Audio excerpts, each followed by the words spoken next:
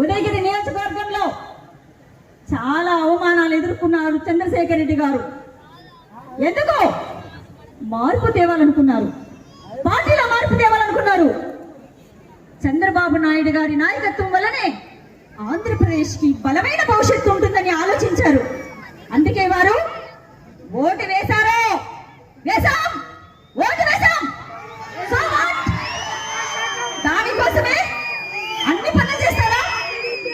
ఫ్లెక్సీలు కాల్చారు. నా భర్తకి స్టెంట్ వేస్తున్నారు. అప్పుడు నేను ఎంత బాధపడ్డానో ఈ రోజు ఈ స్టేజీ కోసమే నేను ఇంత చేశాను. ఎందుకంటే ఆ రోజు మాట్లాడలేకపోయాం.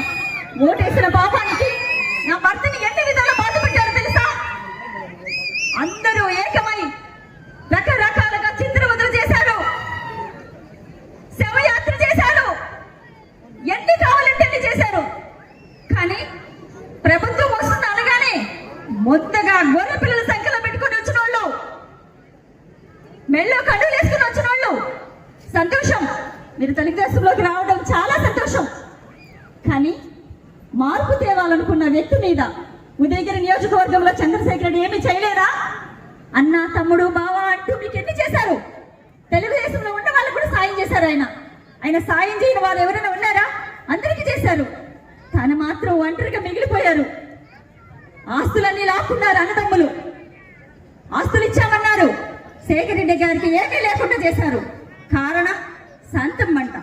ఏం చేసిందండి శాంతమ్మ? శేఖర్ రెడ్డి గారిని ప్రాణాపాయ పరిస్థితుల్లో కాపాడుకున్నాను. మీరు వదిలేస్తే నేను కళ్ళట్టుకొని కాపాడాను. అలాంటి చంద్రశేఖర్ రెడ్డి గురించి ఎన్నెన్నో నిర్ణయాలు తీసుకున్నారు. ఈ పొద్దు యావత్ ఆంధ్రప్రదేశ్ కూడా మార్పు రావాలని మిమ్మల్ని 11 సీట్లకి బల చేసింది. ఇది తెలుసుకోవాలి మీరు. మీకు 11 సీట్లు ఎందుకు వచ్చాయని ఆత్మ పరిశీలన చేసుకోండి సార్. ఆత్మ పరిశీలన చేసుకోండి. Why not 175 అన్నారు? 11 సీట్లు మాత్రమే వచ్చాయి మీకు. ఏంటి కారణం? ఎక్కడుంది లోపం? మీలో ఉంది సార్. మీ నాయకుల్లో ఉంది లోపం. మా నాయకుల్లో లేదు. నన్ను అవమానిస్తున్నప్పుడు, కింద కామెంట్లు పెడుతున్నప్పుడు ఒక స్త్రీ ఎంత బాధపడుతుందో మీ ఇళ్ళలో ఆడవాళ్ళకి తెలుసా అని అడుగుతున్నా.